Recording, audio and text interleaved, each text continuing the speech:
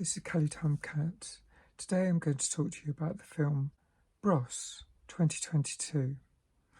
I saw this in the cinema in Covent Garden and I'm glad I didn't miss it. The poster, which shows two men with their backs to the camera, grabbing each other's backsides, and within the O of the film name there is a Cupid heart symbol. So I guessed it was LGBTQI film. And as a friend on Facebook mentioned in the comments, it wasn't about Matt and Luke Goss, whose brother-based boy band shot to fame in the UK in the late 80s with songs such as When Will I Be Famous? I haven't heard anyone say the film's title, but I'm assuming that as it's American, it's most probably pronounced Bros rather than Bros. It's the story of Bobby, Billy Eichner, and Aaron, Luke McFarlane, as they meet and figure out whether they can become an item. I loved the homage to the campaign for acceptance of LGBTQI people.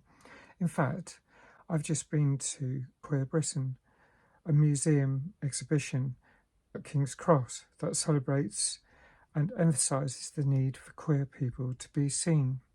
I've noticed there's been a marked increase in LGBTQ themed films during the last decade or so, but within this story the film producing studios have gone a few steps further, and now non-LGBTQI narratives have become the exception rather than the norm. It's quite an awesome idea to go from marginalised to mainstream.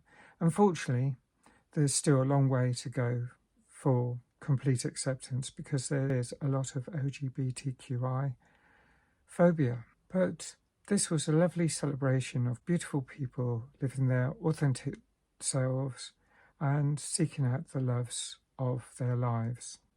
And I loved it, and I'll give it 9 out of 10. If you've seen the film, let me know what you think. Thanks for watching. Bye for now.